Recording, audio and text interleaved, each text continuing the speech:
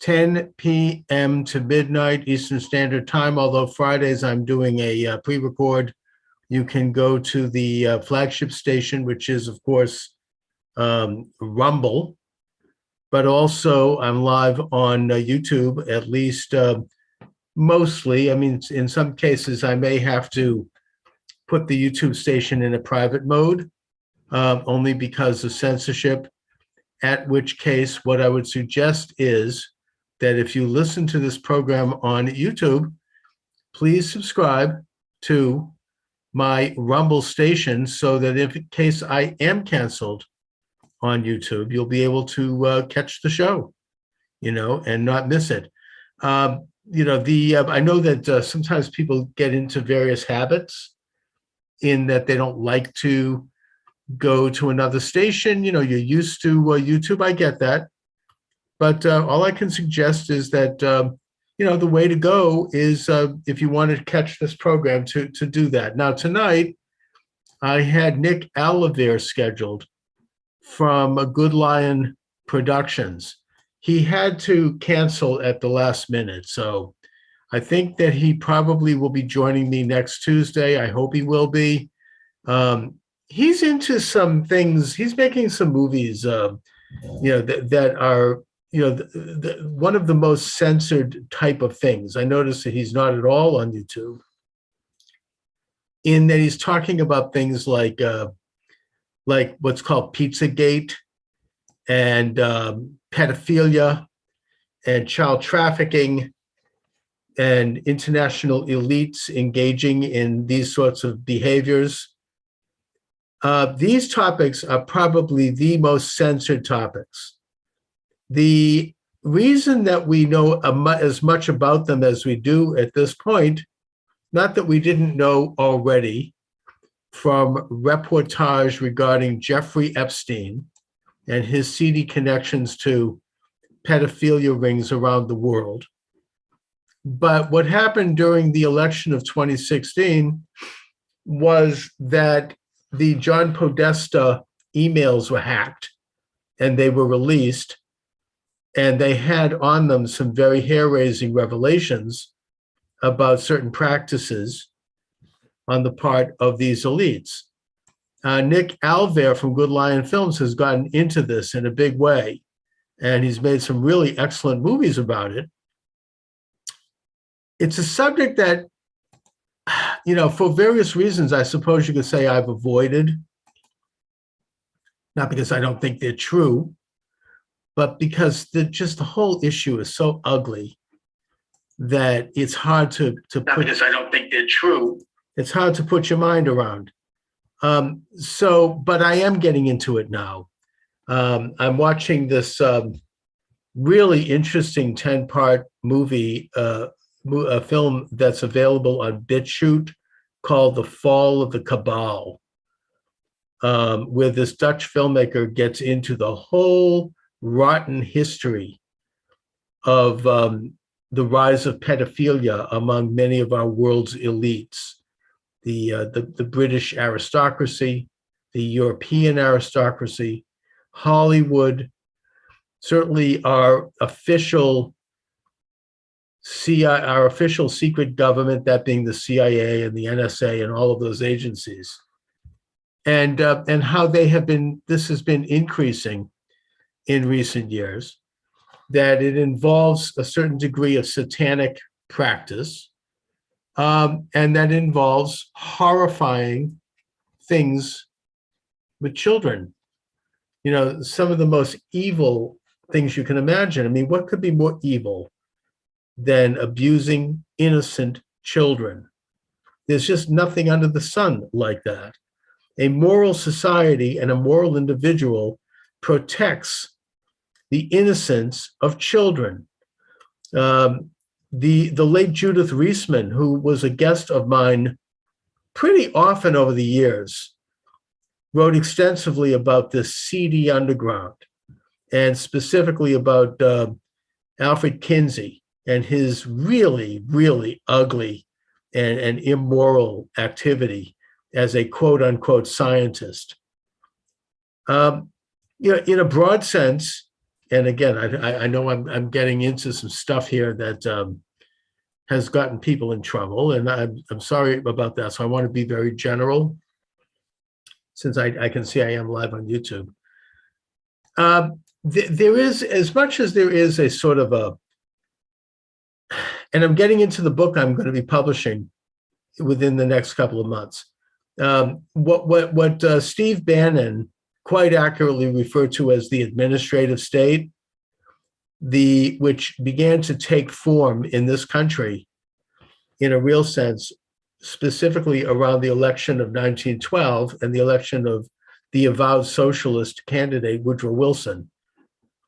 That what it was and what it continues to be is a sort of a cross-section, a merge, if you will, a collusion, to use a term that's been popular in recent years, between elected government, presidents, cabinet members, Congress, and also, the Supreme Court even, and courts, and our entire edifice of elected government, and the growing power of these private entities, these administrative entities that are not elected, they're faceless, they are unaccountable, and they consist of billionaire oligarchs, semi-sovereign bureaucracies, institutions like the Federal Reserve. I don't want to get into specifics here, again, because we're live on YouTube.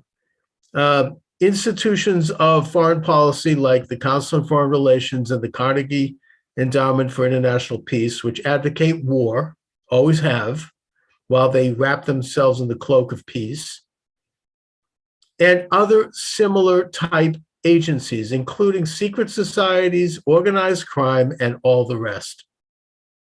And that this phenomena really began to consolidate its power and internationalize as a result of the two world wars and as a result of other so-called catastrophes around the world.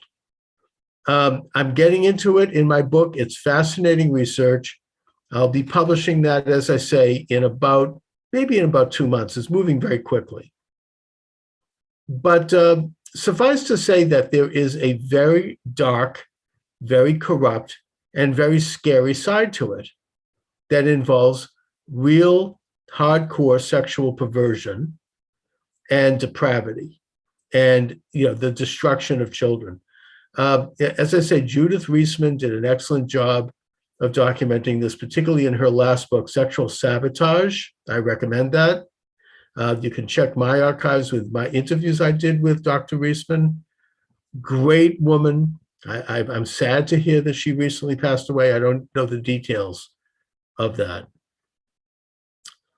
But anyway, Nick Alver, who is supposed to be on with me tonight and who I believe will be coming on with me next week, has done some incredible documentary films about that, particularly a series called Pervywood. It's about Hollywood. It's pretty weird. It's pretty ugly. And so let's hope he comes on.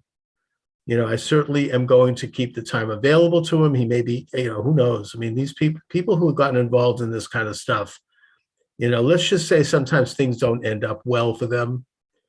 And it's scary. It's not easy going. But it must be done if we're going to have a free world. Now, I'm not going to stay on long because, again, I wasn't planning on doing an open lines program. I had a guest lined up. However, I will give out the phone number and you're welcome to join the program. I am on Monday through Friday, 10 p.m. to midnight. Friday nights, I'm not going live because it's Shabbos.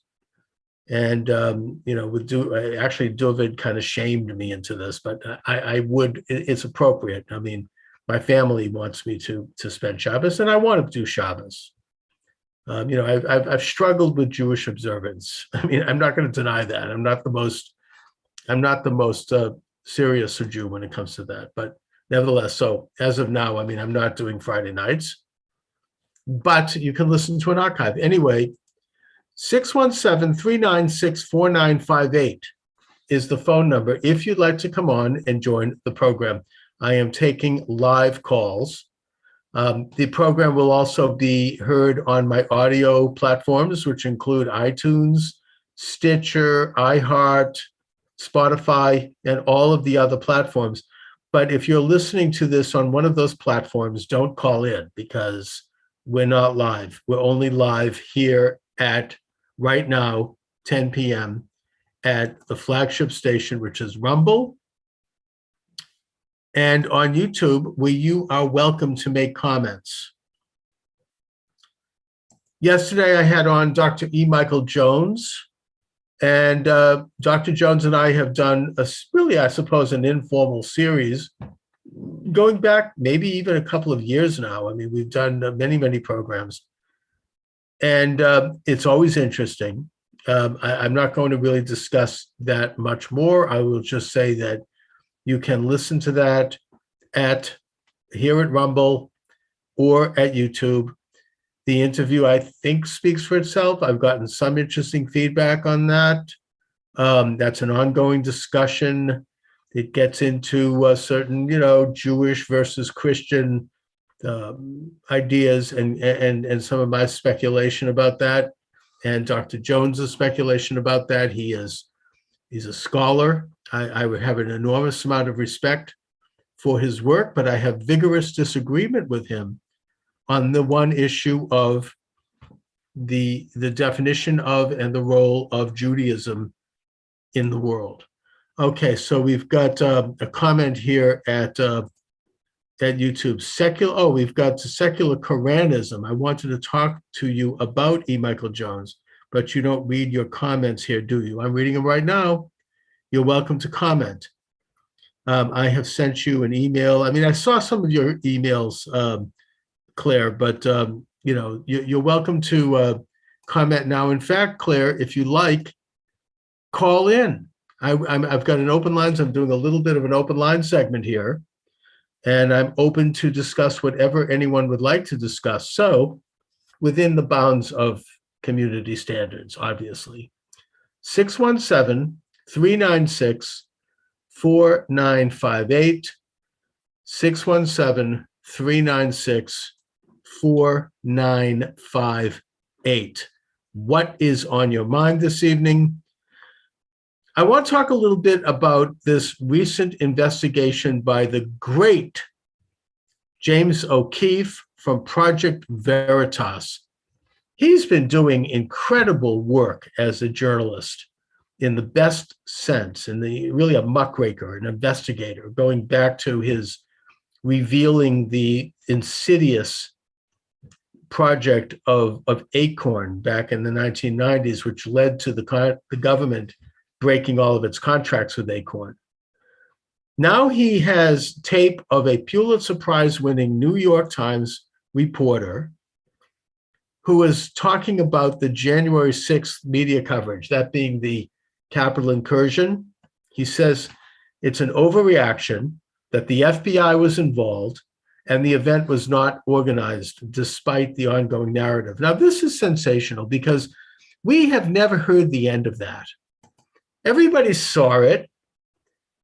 It didn't look right. The people that were attacking the Capitol, in my opinion, it just didn't look like Trump supporters. It didn't seem normal. Trump supporters don't do that. You know what I mean? I know Trump supporters. I've been to Trump rallies. I went to even the President Trump's appearance in New Hampshire during I'm in Boston, and I like to go up to the New Hampshire primary because it's the nation's first primary. President Trump was there, and he did a rally, and I was there, and I spent time milling about with people outside the rally, waiting in line to get in, and all of that, and I've seen enough, and I've talked to enough people to know that what happened on January 6th was not what Trump people do. It just isn't. Trump people, the MAGA crowd, maybe we might be a little bit rough around the edges, but we're not violent. We don't break into buildings. That's much more typical of Antifa. So when I first saw this, and even a week in anticipation of that rally to support Congress in their investigation of the election, I kind of warned people on my station and on my TikTok and on my YouTube to be careful about infiltration by Antifa wearing Trump garb and going undercover, going in disguise, and trying to stir up trouble, trying to cause violence, as they had done in the past. Let's not forget that during the George Floyd riot, they burned St. John's Church right across the street from the White House, right? They defaced the Shaw Memorial here in Boston, across the street from the Massachusetts State House. A memorial, by the way, to the Black Regiment that fought in the Civil War. I mean, these were radical, talk about insurrectionists. They are trying to literally overthrow the government, right? There's no question about that. I mean, they're firebombing the Hatfield Courthouse, federal courthouse in Portland, Oregon, pelting, the judges and the clerks with pieces of human excrement as they entered the building, hitting it over and over again with firebombs and crap and garbage for weeks. And the city of Portland didn't do a damn thing to stop it. President Trump tried to make a mild move to stop it. And the goose-stepping, syncopatic media suddenly launches into this attack that he had done something wrong, not really explaining why. I'm going to get into this, by the way, in my book about Trump, my chapter on Trump derangement. President Trump goes out to the St. John's Church, which had been firebombed. This was a church that had been attended by every American president all the way from James Madison, with the exception of one, and that's obvious, that being John F. Kennedy, since he was a Catholic. And it was an honored and revered institution in American life. And it was firebombed. And President Trump wanted to go out, make a few comments, hold up a Bible, and say, these terrorists aren't going to get away with this. Somehow this seemed to be terrible. Donald Trump is doing something. They don't explain why. The whole Trump edifice, the whole Trump derangement syndrome, there's something about it that's more than just normal opposition. There's something touched about it. These people are, they're not rational. And anyway, so when the January 6th event rolled around, and I've gotten into this, I'm not going to go too much into it right now, other than to say that this is an event that happens every 4 years, where Congress finally gets to ratify delegates from each state to decide who will be the president of the United States. It's happened every 4 years since Washington, and there have been contested states from time to time, including several which the Congress had to go into a special session: 1824, 1871, 1800. And that there were 7 states that were scheduled to contest their delegations because they believed that there had been voter improprieties in those states. Everything was moving according to plan. And in fact, it was being televised, and I was watching some of it, particularly when Arizona was called, because that was the first state. It's done alphabetically. And they started presenting sensational evidence of improprieties in that state. And then all of a sudden, the guy with the fuzzy hat and the face paint, the shaman, the QAnon shaman, breaks into the assembly room, and everything is shut down. Then later that night, and early in the wee mornings of the next day, the election is ratified without any debate, without any media, without any pictures, in darkness, for Biden, without any discussion. So tell me where the insurrection took place, right? Where was the coup? Okay, let's not go there. The point I'm making is that when I first saw this horrible spectacle, like the rest of us, I mean, my heart sank. It's like this was our last chance to get to the bottom of whether or not there was election improprieties, and we're not going to get to it. It's over. My suspicion was that Antifa was a part of it. We now know that they were a part of it. There was video that's been suppressed showing that. But more fundamentally, and this is something that nobody expected, I don't think, but we should have assumed, there was suspicion that some of the ringleaders and some of the people involved in that might have been FBI agents, and that they were there to engage in I don't know, I guess you might say regime change. They wanted to disrupt the hearings that would have been beneficial to President Trump, and did so. Well, now Operation Veritas has some confirmation of this. They've got, as I say, a Pulitzer Prize-winning New York Times reporter on tape. And he says, I'm not going to mention his name because I'll be shut down, I think, from YouTube if I do. So if you want his name and you want to find out about this, go to projectveritas.com. It's the #1 story. So here we have it. New York Times national security correspondent, blank, blank, contradicts his own January 6th reporting. Quote, there were a ton of FBI informants among the people who attacked the Capitol. It was like me and 2 other colleagues who were there outside, and we were just having fun. I know I'm supposed to be traumatized, but like all these colleagues who were in the Capitol building and are like, oh my God, it was so scary. I'm like, F you, F off. I'm like, come on. It's not the kind of place I can tell someone to man up, but I kind of want to be like, dude, come on. You are not in any danger. These effing little dweebs who think going on about their trauma, shut the F up. They're effing BTSs. They were making too big a deal. They were making this an organized thing, and it wasn't. Will I stand by those comments? Absolutely. Project Veritas published a bombshell video on Tuesday, and this is available. You can watch him say this. This is, again, a Pulitzer Prize-winning New York Times journalist, okay, saying this. They published the video on Tuesday showing the journalist, I'm not going to mention his name, speaking about these events and contradicting his own reporting.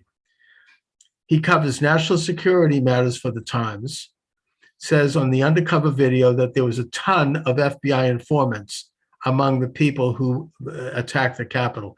Now, isn't this what we've been saying? I think this blows up the whole rotten narrative around the U.S. Capitol, and it really brings some common sense to it. Meanwhile, we have over 100 people in jail in a very tough prison in Washington, D.C., who haven't yet faced charges. We have the government going around, the FBI picking people up who weren't even there and hauling them off. What is this? I mean, communist Russia? This is Nazi Germany? I'm sorry. Maybe I'm going to get in trouble for saying that. Maybe somebody will say I'm an anti-Semite. I mean, I don't know. I mean, which is ridiculous. I want to comment on that briefly, if I might, because Dr. Jones brought this up, and I think rightfully. I mean, I agree with him on this. That, an example I would give is Marjorie Taylor Greene, Congresswoman from Georgia. She compared some of the extreme elements of the pandemic lockdown and the passports to similar policies that she noted were conducted in Nazi Germany. For that, the liberal left and their mouthpieces and the Jewish left and everyone else, they march out and they complain. They accuse her of being an anti-Semite for even mentioning this. I mean, first of all, she wasn't saying this because she thought that the Nazis were good. She wasn't saying, hey, this is great. Everyone is going to have to show an electronic passport to get to buy food. Oh, how wonderful. It's like the Nazis. I love that. No. Of course, never mind the fact that for 4 years we heard Donald Trump compared to Hitler. Nobody said that was anti-Semitic. I mean, the contradiction is obvious. It's absurd. Anyway, I don't know how I got on that tangent, but it looks like I'm getting a lot of comments here at YouTube. So let me see who's trying to talk to me here. Let's see. Why should I pay for an international call? I don't think you have to pay for this call. It's a free call. Just here, I'll give out the number, 617-396-4958. It's a domestic local call. If you want to call the program, because I'm not going to stay on much longer, but if you'd like to join me, you're welcome to call 617-396-4958. I do not believe there's any charge for that. I mean, if there is, I'll look into it, but I don't think so. It's Skype, and I have a subscription to Skype. It says E. Michael Jones should be told that Christianity is kaput and was only fit for the purpose of supporting the divine right of kings, which is not necessary in the American Republic. I disagree with that. Secular Quranism. I believe that Christianity precedes the American Republic. It is a vibrant, dynamic faith. It is a personal relationship between the adherent and God, with Jesus as the interlocutor. That's how I see Christianity. And I would argue that Christianity, for that reason, is holy.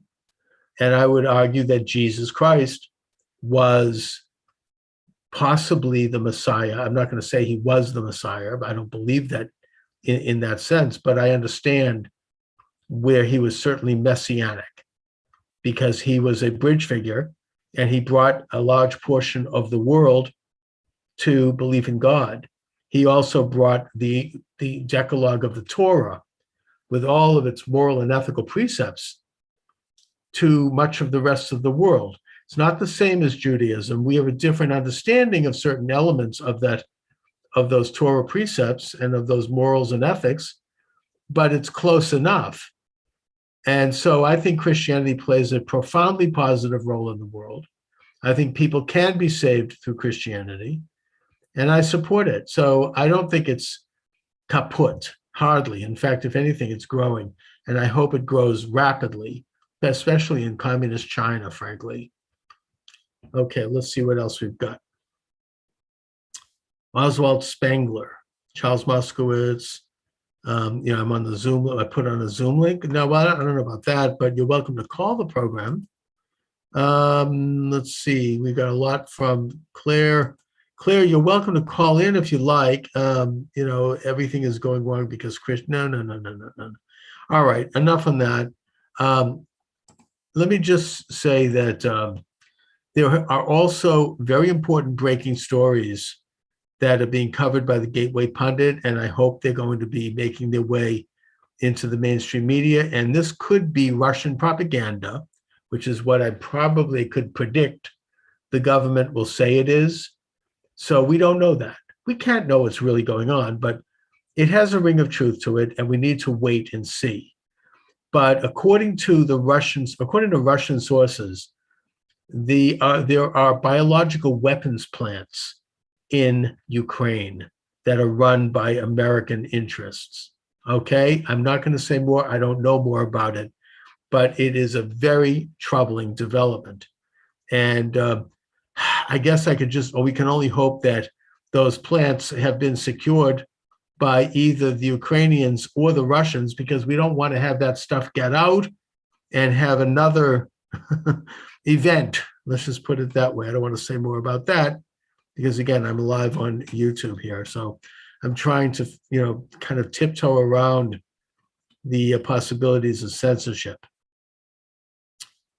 All right. I think on that note, before I get into any more trouble, because, when you do this show, I mean, especially on YouTube, afterwards, I'm going to be, as they say in Yiddish, I'm going to be sitting on Spielkas, wondering if I'm going to get taken down, wondering if tomorrow when I turn on my channel, I'm going to be canceled. All right. And I probably very well might be, at least on YouTube. I think that Rumble is safe. So if you want to check out the program, if you're watching right now on YouTube, please subscribe to my Rumble station, because that's not going to get taken down as quickly. That's a subscription that they have promised me. They actually spoke to someone over there who called me and said that they're not censoring. Now, maybe they might change their mind in the future, but right now, Rumble is really good. I mean, Rumble is the flagship. Also, go to my website, charlesmoscowitz.com, and you will see about 10 live stream sites and about 30 audio sites where you can listen to the program. Please check out my books. My books is how I sponsor the program. I don't have sponsors. Instead, I don't ask for money. I wouldn't know what to do with money if you sent it, so don't.